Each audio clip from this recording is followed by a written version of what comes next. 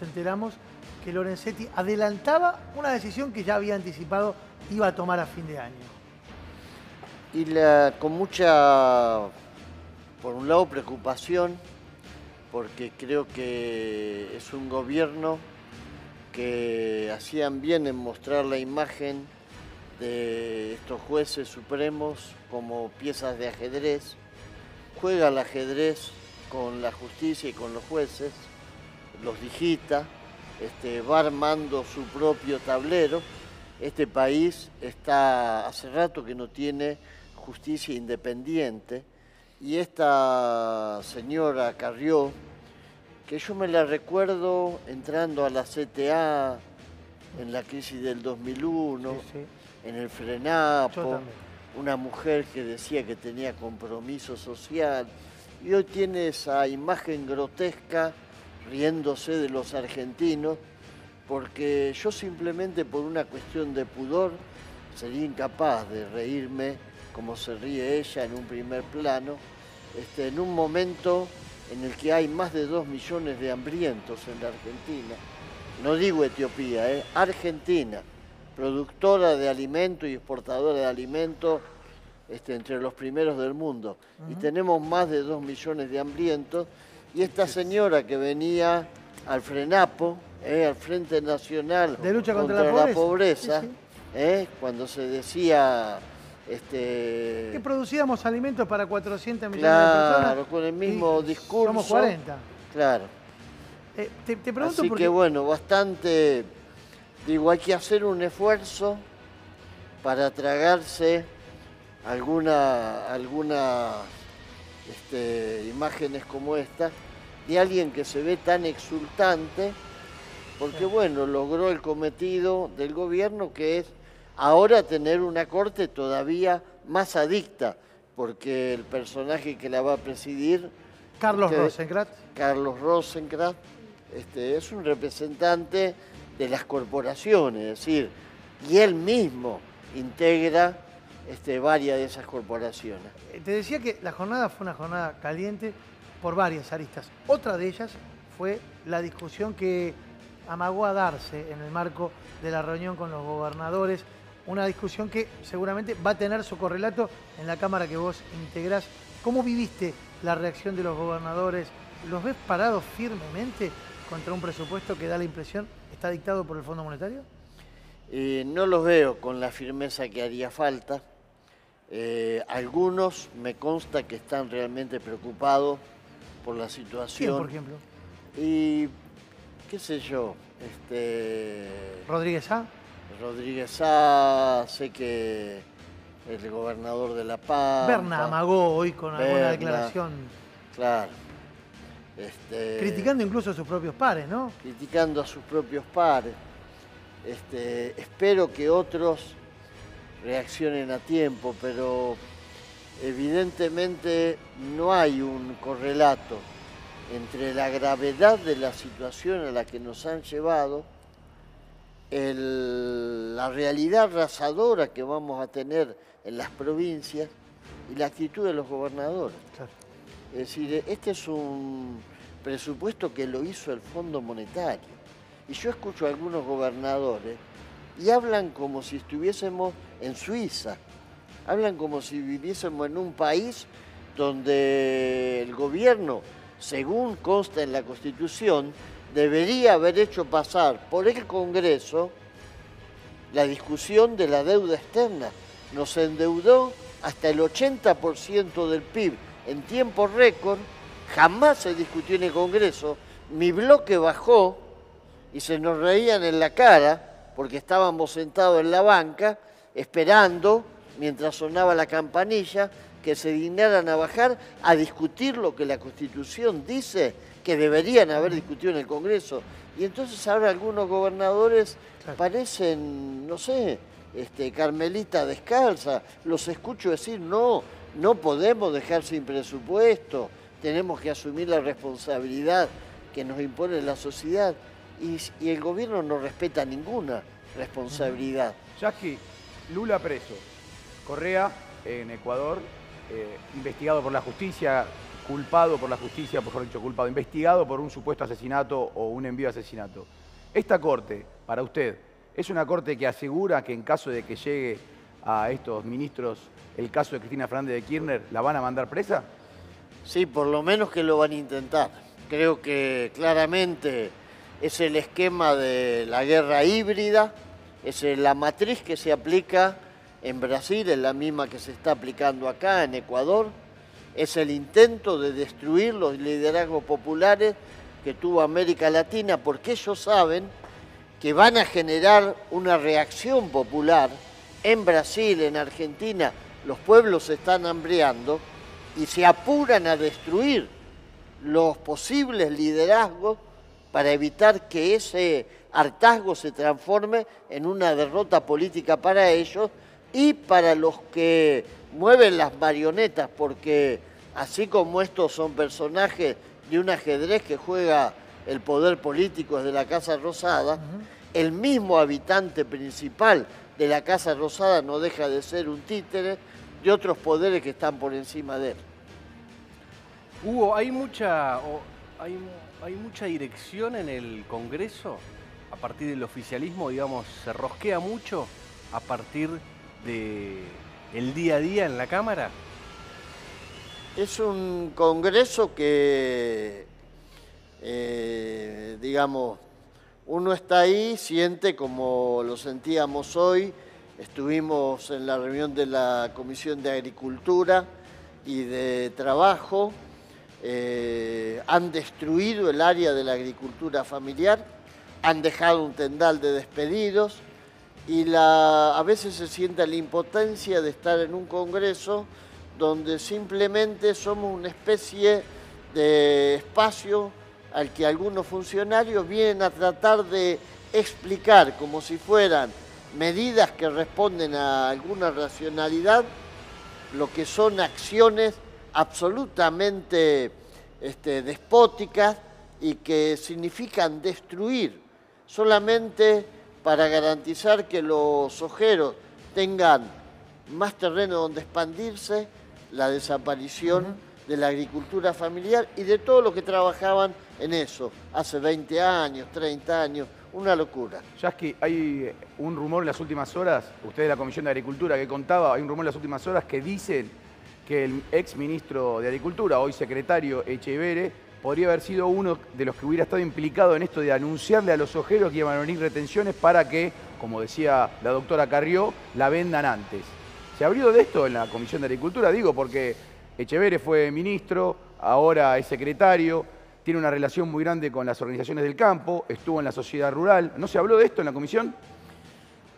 Se mencionó de soslayo y se pidió la renuncia de Echeverre, lo hizo el compañero Daniel Catalano, secretario general de ATE, en el momento que habló en nombre de los trabajadores afectados.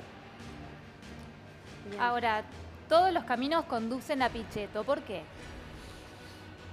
Bueno, estamos viendo aquí las imágenes, ¿no?, del senador Clave. Él tiene la llave para desaforar a Cristina, ¿no?, en el Congreso y se mostró en contra de esta medida. De hecho, ha salido al cruce de la senadora, pero dijo que de ninguna manera le iba a dar la llave al juez federal Bonadío para que le permita el desafuero. Lo que le quería preguntar al diputado Yasky era cómo lo veían en este juego con respecto a la Corte, al poder político de turno y judicial a Miguel Ángel Pichetto, ¿no? Porque pareciera ser que va a jugar a favor de Cristina, o por lo menos así lo expresó en estos últimos tiempos, aunque pueda llegar a hacerle la contra en las elecciones. ¿Tenés relación con Pichetto, Hugo?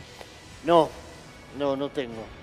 Quizá alguna vez lo vi, lo saludé o nos saludamos, pero no tengo relación. ¿Cómo lo ves jugando en este partido? No, yo creo que Pichetto es uno de los que quiere ser herederos del macrismo y de esta economía neoliberal. Creo que ellos piensan en un peronismo que sea, no en un peronismo, en una oferta electoral justicialista que sea capaz de satisfacer las inquietudes, para ponerlo entre comillas, de los grandes dueños del poder financiero y económico local. ¿Es ese peronismo racional al que el Fondo Monetario le está reclamando que avale el presupuesto? Claro, el peronismo racional que va a avalar el presupuesto, el peronismo que quiere ofrecer una alternativa para la sociedad de mercado.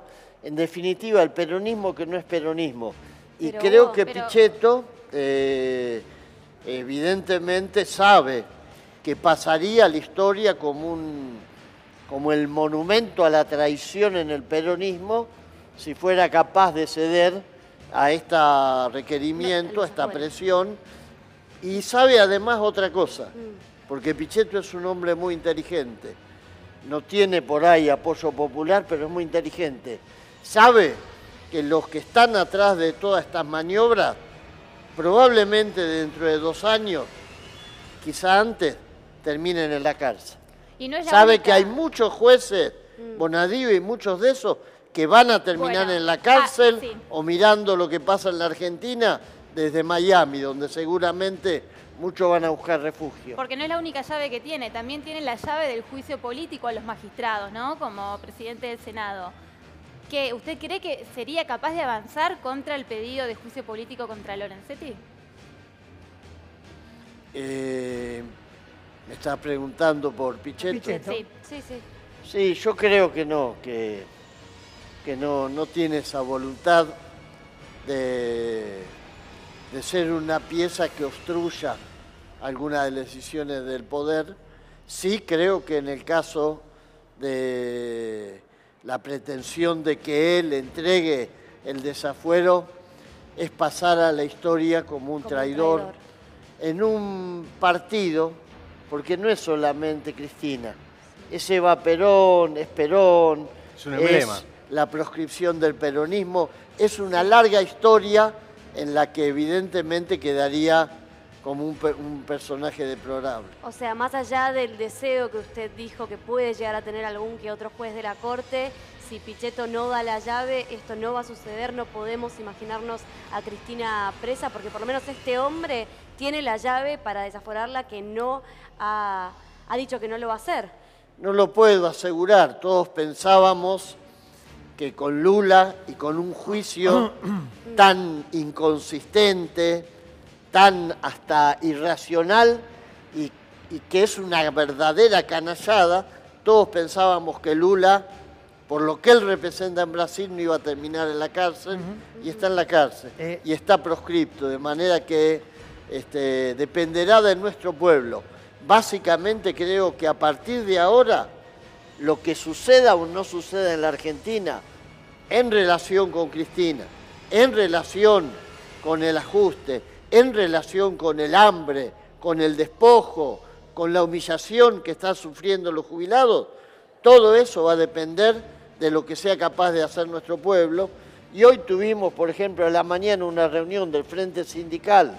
Por primera vez pudimos constituir un frente muy poderoso, muy representativo, donde hay CGT de distintas vertientes, corriente sindical, camionero, ESMATA, donde estamos las dos CTA. Vengo recién de la constitución de otro frente, el Frente Productivo, donde hay organizaciones sociales, pero también, déjame mencionar, colegas tuyos sindicalistas, en este caso, hoy participaron de las reuniones del CFI en representación de la CGT y da la impresión que están buscando dar un aval, en cierto sentido, a las gestiones que se están haciendo entre los gobernadores y el gobierno nacional. Sí, creo que es la parte justamente de esa dirigencia sindical que hoy no podría estar en una asamblea explicando por qué hacen lo que hacen ni por qué estuvieron avalando al gobierno. Pero convocaron a un paro para el próximo 25. Sí, claro. Parece que nos olvidamos, hay un paro convocado para dentro de 10 días. Absolutamente, y un paro en el que vamos a estar todos nosotros convocando, con un día de paro activo antes. Va a haber el 24, un día, medio día antes, una gran marcha a Plaza de Mayo. Creo que convocan al paro, porque todos sabemos, hay una disputa por la conducción de la CGT, y esta gente sabe que la única manera que tiene de alguna forma todavía tener la posibilidad de estar en la conducción de la CGT es escuchando un clamor que existe, que lo expresaron en el debate los dirigentes de varios gremios de la Corriente y otros, pero que existe en el país. Vos fíjate, pararon la CGT y la CTA de Córdoba, pararon en el cordón industrial de San Lorenzo, pasó lo mismo en Mendoza, es decir, el país desde abajo está empezando a exigir que haya una consecuencia, no un paro dominguero para aflojar la presión, Ahora, un plan de acción. Volviendo a la nueva conformación de la Corte, ¿usted cree que cómo va a fallar a favor de los trabajadores o no? ¿Cuál va a ser el criterio que adopte en cuanto a los fallos de trabajo? No, yo creo que esta es una Corte, lo decía antes, son fichas, piezas en un tablero que son absolutamente sensibles a la presión del poder dominante. Es decir, esta Corte ha tenido fallos de época en el último año, claramente orientados a satisfacer las presiones y a demostrar que están disciplinados al poder dominante. Ernesto. Yasky, hay algo clave en Argentina. Usted contó lo que fue su experiencia en 2001, en el Frenapo. ¿Cómo ve diciembre? ¿Cómo lo está viendo a diciembre de este año? Porque hay un rumor importante en todos lados que más allá del paro que venga en los próximos días, si sea dominguero o no sea dominguero, en los hechos, la conmoción, muchos creen que puede venir en diciembre. ¿Cómo ve el diciembre de este año? Yo creo que vamos a llegar a diciembre en el marco de movilizaciones y de luchas populares. Está previsto una gran marcha en octubre. Está previsto que cuando el G20 se reúna acá, con el aditamento irritante de la presencia probable de Donald Trump, el dueño del patio trasero, según nos pusieron esta gente que nos gobierna y otros gobiernos de América Latina, está previsto una gran marcha. Vamos a llegar con marchas y acciones escalonadas en todo el país y evidentemente diciembre va a estar en ese marco de conflictividad. Pero digo, vos ves condiciones, hace un par de semanas el expresidente Eduardo Duhalde hablaba de un estado pre que se vayan todos. ¿Vos ves condiciones parecidas al 2001? Nosotros vamos a hacer el esfuerzo de que nuestro pueblo no tenga que sufrir encerrados en la soledad de sus casas, el hambre y la humillación de no tener empleo y que te echen. Porque para el gobierno, si siguiera el hambre extendiéndose, no 2 millones, 4 millones de hambrientos en la Argentina, y se duplicaran los desocupados, y la gente se quedara en la casa llorando, como en ese cuadro, sin pan y sin trabajo, con el puño crispado en la mesa, mirando por la ventana, si así estuviéramos todos, el gobierno no tendría problemas. Y el presidente le diría a la presidenta del FMI, mire el pueblo argentino, qué inteligente, qué culto, qué cambio cultural que logramos, los estamos matando de hambre y están tranquilos en sus casas. Entonces, vamos a tratar de que ese dolor se exprese en la calle, pero con el mismo énfasis, digo que vamos a tratar de que este gobierno llegue hasta el último minuto de su mandato, porque necesitamos derrotarlos en las elecciones y derrotarlos con un frente amplio, porque van a dejar un país destruido, van a dejar un país hambriado, un país sin industria, un país sin pymes. De hecho, hubo una de las manifestaciones. Y va a ser muy difícil gobernar un país así, si no es que llegamos al 2019 en condiciones de una victoria muy, pero muy significativa y con un frente amplio, ancho, decíamos hoy, para poder gobernar esto. Los saqueos hubo, ¿no? En las últimas postales del gobierno que trataban de desviar la atención de supuestos saqueos organizados por la oposición y en realidad es una manifestación real y concreta, ¿no? De esta necesidad. Real, concreta, espontánea. Vos fijate, todos los episodios que hubo fueron espontáneos. Yo la verdad, y no lo quiero dejar de decir, me indigné, casi que me amargué el domingo leyendo a un periodista como Joaquín Morales Solá hablando del asesinato de un niño de 13 años, no sé si ustedes lo leyeron. Ramírez. Él pone un joven. Sí, un joven. Un joven, pone un joven, porque hay que tener el corazón helado y la cara de piedra, para hablar con la displicencia que habló del asesinato de un niño. Él pone un joven como para zafar un poco. Habrá puesto un niño porque no conozco ningún joven de 13 años. Conozco niños de 13 años. Él dice joven de 13 años. Estamos viendo que el ministro Dante Sica, el ministro de la Producción, acaba de convocar a la CGT. Hablábamos recién de esta CGT que convoca un paro para tratar de zafar de una coyuntura en donde se la cuestiona por su representatividad. Para tener enganche, como en el juego ese, el de las cartas. Y te pregunto, ¿vos crees que hay un intento por parte del gobierno con esta reunión de disolver el paro del 25? Sí, por supuesto, el gobierno va a hacer todo lo que pueda para disolver el paro del 25. Creo que ya, al contrario, hizo todo lo que pudo para que el paro del 25 sea un parazo y para que el 24, el día anterior, la marcha a Plaza de Mayo sea una marcha que seguramente va a ser recordada. Creo que hizo todo lo que estaba a su alcance, más no podía hacer. Está destruyendo el empleo, está destruyendo el salario. Vos fijate, la inflación medida en la canasta de los trabajadores sobre que llega casi a 4,5 puntos, es decir, es una locura, es decir, es la inflación de 2 años en un país más o menos normal. Nosotros en un mes. Vamos a conocer la realidad de la otra crónica del hambre. Recorrimos la provincia de Buenos Aires, más particularmente La Plata, teniendo en cuenta que había un estudio de Barrios de Pie que daba cuenta de la malnutrición y el estado de diferentes comedores populares que decidían prácticamente cerrar las puertas.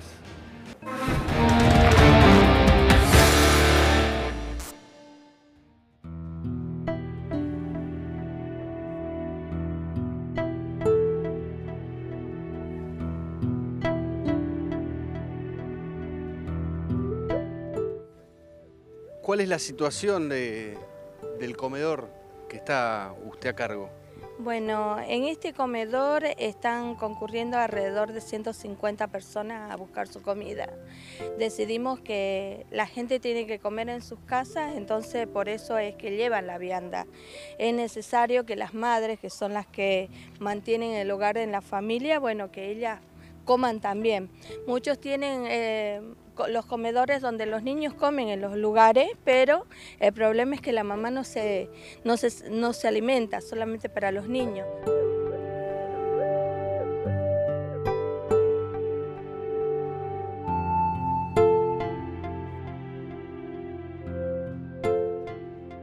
Hacemos siempre un relevamiento a nivel nacional, provincial, sobre el tema de malnutrición en pibes, pibas, adolescentes, lactantes. Acá en La Plata arrojaron un número de más del 50%, 57% de los chicos y chicas que presentan cuadros de malnutrición. Pero lo que más se ve es la malnutrición en cuanto al sobrepeso. Eso quiere decir que comen, pero comen mal. Lo que más se ve es la malnutrición en cuanto al sobrepeso. Eso quiere decir que comen, pero comen mal. Es todo harina y fritos. De ahí viene la malnutrición. La gente no tiene para comer, nosotros le podemos dar lo que nos dan, entonces la gente está malnutrida. Nosotros le podemos dar lo que nos dan, entonces la gente está malnutrida. O sea que los niños no están creciendo debido a la falta de alimentación. Y esto no se debe solamente a este último mes, sino ya viene de hace 1 año o 2 años atrás.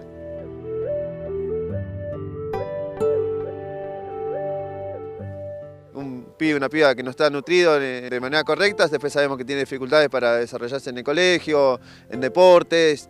O sea, se rompe el eslabón más débil que tiene que estar más protegido, que es la niñez, y no lo está. Después vemos las consecuencias sociales que lleva eso. Me duele cuando las mamás vienen el viernes, por ejemplo, y vienen y te dicen no tenemos para el fin de semana. Entonces vos tenés que armarte de un bolsito, darle una leche, un chocolate, un arroz o un fideo para que puedan comer el fin de semana. Porque desde la salita nosotros nos mandan los pacientes que están mal alimentados. Cuando no tienen medicación también nos los mandan a nosotros para ver si nosotros le conseguimos. La problemática de la alimentación, la problemática de la falta de laburo es responsabilidad del Estado, ya sea nacional, provincial, municipal. Son los diferentes estamentos estatales los que se tienen que hacer cargo de esta situación y vemos que en vez de solucionar y traer beneficios al pueblo, están trayendo beneficios para los especuladores financieros, que son los que se llenan el bolsillo a costa de los laburantes, a costa de los barrios que acá vemos cómo lo están sintiendo el día a día. La problemática de la alimentación, la problemática de la falta de laburo es responsabilidad del Estado.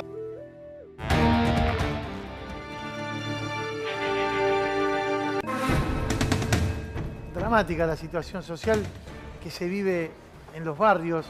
Y vos sabés que hoy comenzamos nuestro programa recorriendo Moreno, junto con las familias de los alumnos, de aquellos docentes que murieron luego de aquella explosión en la escuela. Sí. Y la verdad que la situación social que se vive, hoy es el Día del Maestro. O el Día del Maestro. Vos tenés mucho que ver con la impronta educativa. Sí, claro. Sos un luchador de toda la vida. Hoy le hicimos un homenaje a Sandra y a Rubén, ¿no? Que murieron. Murieron en una escuela y en una muerte que podría haber sido una tragedia, porque podrían haber estado muchos pibes y pibas ahí, y algo que golpea más, una muerte que absolutamente se podría haber evitado. Es decir, nadie puede morir en una escuela prendiendo el fuego para calentar la comida para los chicos. Nadie, nadie, ningún gobierno tiene derecho a que eso suceda. Es abandono de personas, es negligencia, es desprecio por la vida de los ciudadanos y de las ciudadanas. Pero bueno, sé que hoy hubo homenajes en Moreno. Y me imagino que... Bueno, y en todo el país, a Sandra y a Rubén. Me imagino que no hubo nada para festejar. ¿Qué es ser maestro hoy en la Argentina?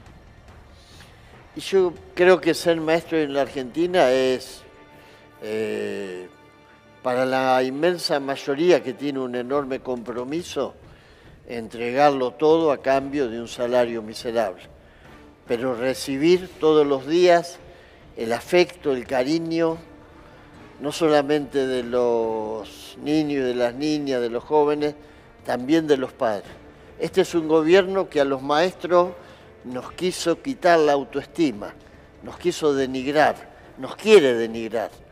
Cuando hablan con ese desprecio del gremio docente, cuando te convocan, como hace la señora Vidal, 16 veces a la paritaria para ofrecerte 16 veces lo mismo y después dicen en un programa de televisión, no, tendrían que ganar 40.000 pesos los docentes.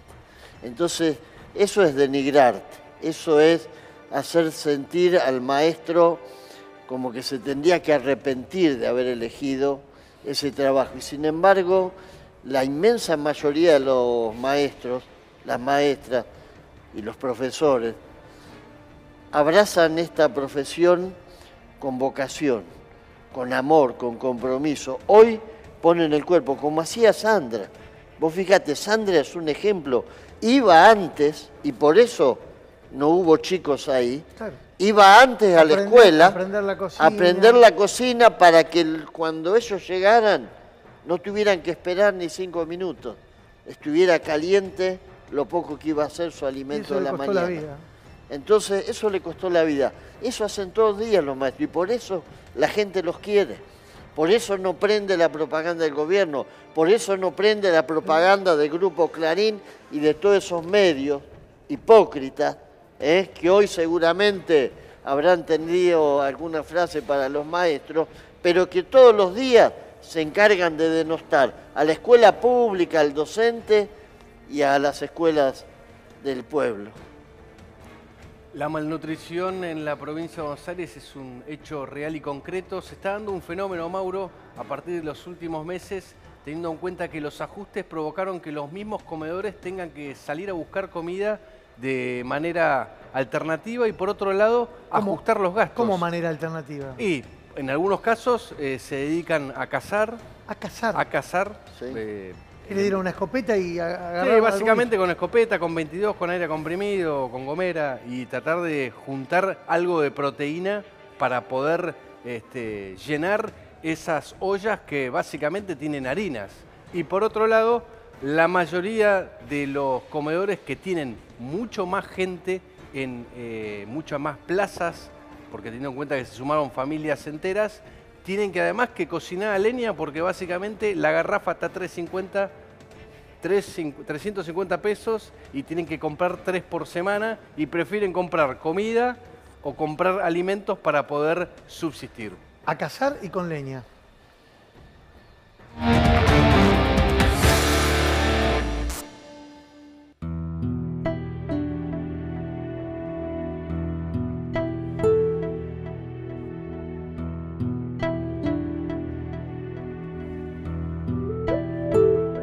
¿Cuál es la situación acá del comedor?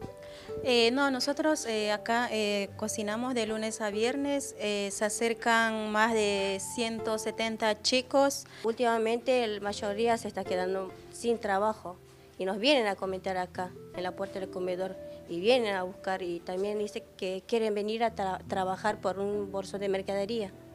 La mercadería que llega de provincia tiene poca carne, prácticamente no existe la carne, digamos. No, lo que nos entregan de provincia es todo seco, que no nos entregan carne. Lo que sí, nosotros con las compañeras nos organizamos para poder comprar lo que es los frescos, para poder brindar y para poder dar a la gente que viene a buscar la comida bien, como se tiene que dar de comer. ¿Qué es lo que más les duele de todo esto que están haciendo ustedes hace 2 años acá en el comedor? ¿Cuáles son las imágenes que se le vienen a la cabeza? Lo que más me entristece es el tema que hay mucha gente que viene y no sé, me pongo un poco sentimental porque me duele que hay mucha gente que viene a pedirte trabajo, a pedirte la comida más que todo y vienen y te dicen, por favor, ¿me puedes dar? El barrio, viste, no sé si habrán notado, el barrio es muy humilde y hay muchos chicos por este tiempo que sufren de ropa, de zapatillas y vienen todos los días y un día que nos quedamos sin agua no podemos cocinar y ¿cómo hacemos? Los chicos vienen con sus tapercitos y tenemos que decirle no cocinamos porque hoy nos falta el agua y se vuelven y la verdad eso nos da mucha tristeza que nos pase eso por el problema todo del agua.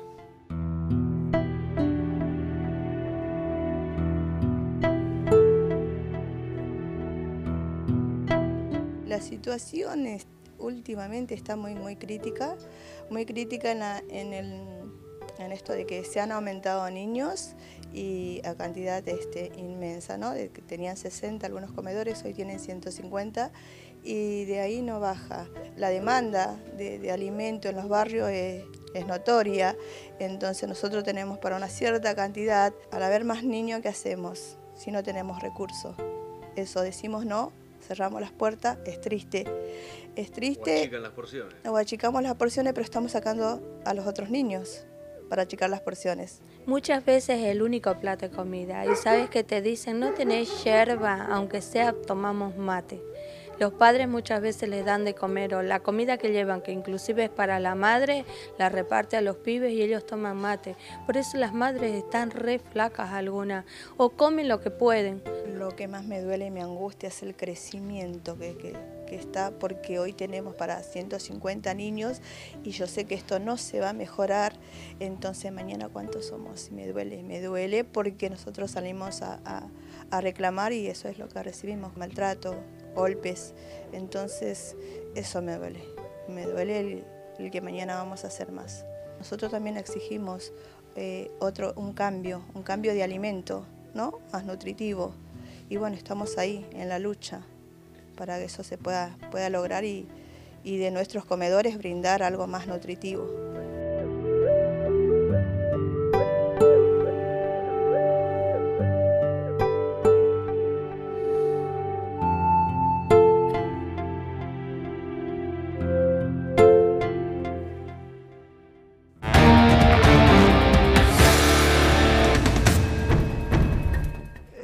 imaginar que esto es la Argentina, ¿no? Claro. Produce alimentos para 400 millones de personas y la gente en los comedores tiene que salir a cazar para completar la dieta de lo que le entregan desde el Estado. Sí, realmente indigna, porque este es un país en el que no solamente no tendría que faltar el alimento, nuestros hijos, el de una familia de trabajadores, el de cualquier familia, tendría que tener el derecho a comer en su mesa. Del salario del padre, del salario de la madre, es decir, el trabajo, la comida en la mesa, la escuela en condiciones y después la universidad. Esos derechos básicos en el siglo XXI, negarlos es criminal.